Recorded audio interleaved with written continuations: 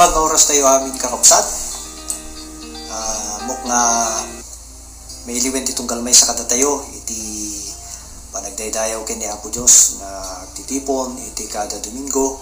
Ket na jak parero ket mabuten ti pito nga Domingo tayo kakapsat nga saan nga nagigimong.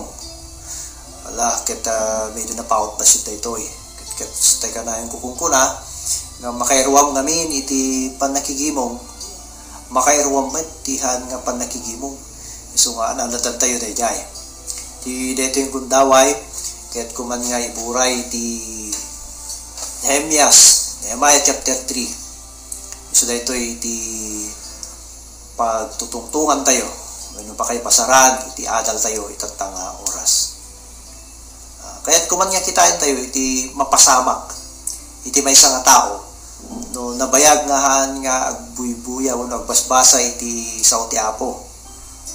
Dito nga tao ket siguro amamo tayo kitain tayo man baka temo nga basahin na dito ko makit Genesis chapter 1 wenno John chapter 1 tayat kitain tayo latan in the beginning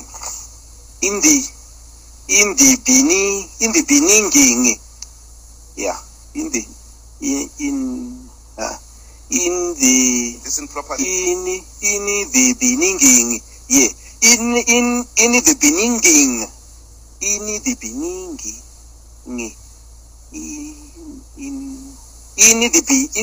beginning makaisip tayo ya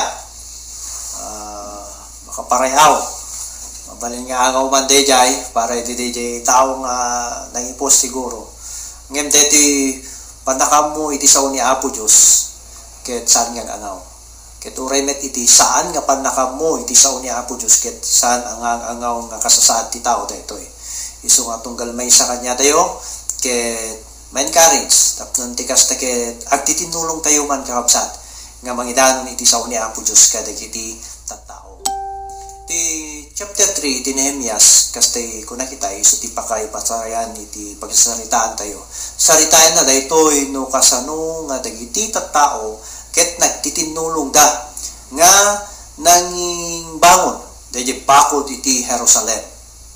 Iti background na ket sa daytoy dagiti tattao iti Jerusalem, Israel ket nakayawan da mabayan iti nabilag nga imperyo iti Babilonia ket dagiti amin nga napipigsa nasisirib nga tattao na ipagdasadyay so nga tinabati ka di nga lugar laeng ti Israel ket dagiti nakapsot masakit dagiti nataingan ket naibati nga tibakod na ket nadadael tinabayag nga tiyempo mabayan iti panagtrabaho ken panagtimek ni Apo Dios ken ni Nehemiah indawluan na iti maysa nga grupo dakil nga grupo tapno nagsublida iti Jerusalem ket bangunen da ti makungkuna nga bakod na ti bakod ngamin ket napateg para iti protection ken at the same time ti maysa nga syudad hanlang nga protection no pwede ti nang runa ngem may pakita sadyay iti makungkuna nga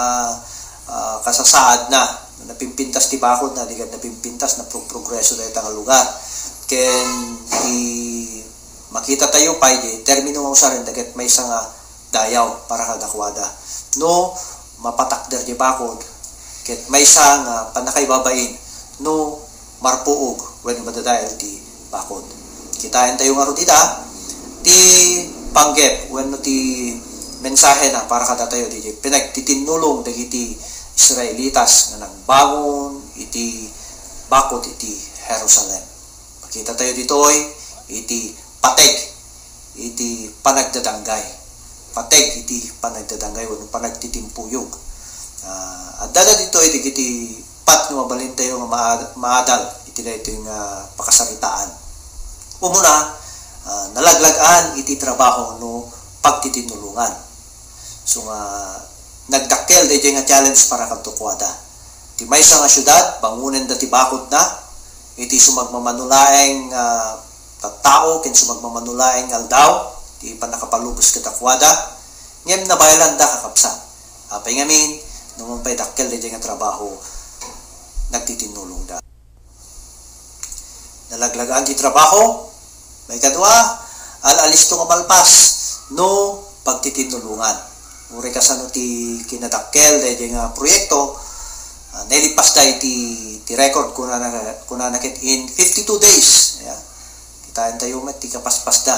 At ti jay ti pakakumikuman da nga duma, at dadapay di kiti discouragement, kapuka di kiti kapusur da, dadapay di kiti kalugaran da, na mismo may sutakit, mangdadayal jarik na da, ngayon na pagbaligyan da amin di kito eh. May katlo ket tunggal may sa, napateg iti aramid na. Napateg aming aramid din tayo para ti apo kapsat. Awan ti mako nga taktakel, awan ti mako nga basbasit. Ta kitain tayo iti panangten ni apo kat kitay taltalento ket ti ginunggunaan na DJ ket saan nga po DJ kinadakkel wenno ti kinabasit nga naiten ti responsibilidad ken pala no ti ket igapo iti kinamapagtalkan na. So ni apo Dios ito tumulong ti tunggal may sa kanya tayo tapnon ti obligasyon tayo nga naited maited ket maaramid tayo akas ti pagayatan na. May kapat kung makita tayo dito ket adamad lang ti panakainaig na DJ may katlo ket isu daytoy tunggal may sakit awaten na ti gunguna na akas iti aramid na. Ta datayo amin nayaban tayo ti panagserbi nayaban tayo ti panakaisalakan ken naawis tayo amin iti panagserbi ket iti panagserbi tayo ti apo may palagip nga saan tayo kuma nga mauma mabannog nga garamid ti naimbag ta agapit tayo to no di tayo maupay. So, nagsubli tayo ti bakod. No kitayin tayo ti bakod, nakalawlawa kakapsat. No kitayin tayo met, tunggal may isa nga tribo, tunggal may isa nga pamilya, tunggal may isa nga grupo ket naikan iti responsibilidad.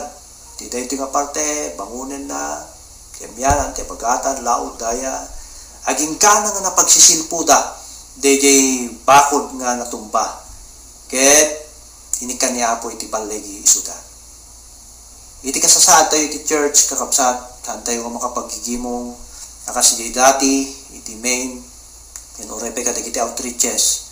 Ngayon babaen iti kinasirip, ken ited ni apo, nga tulong titunggal may sa kanya tayo, mabayalan tayo lahat tamat nga, idanon ti mensahe ni apo Diyos ka dagiti tattawas at kapuna nga dito yung Facebook Live kakapsat, tapnon ti kastaket mabalin tayo nga aramiden. Dahito nga rod iti mabalin tayo nga pagdadanggayan ita nga tunggal pamilya isuda nga pagministruan tayo tunggal pamilya isuda nga maamo tayo mabalin tayo nga i-encourage ida mabalin tayo nga ipagkakadakwada nga tingig da nga kimay sada iti dayto nga panagdaydayaw iti bigat ti Domingo. Ket babaen ti parabor ti apo maramid nga kasta babaen iti panagdadanggay tayo amin aging gana nga ti sibubukel nga Lawag City mamamuda ni Apo Jesus wenno dumteng damet iti pan nakapabileg tapnon uray adala ito nga pasama kiti sa kalubungan ti syudad tayo kapsat mapagbaligyan tayo dito hantay ko maawanan namnama bumileg tayo kiti tinagan ni Apo Jesus isulaeng iti may daydayaw. Amen.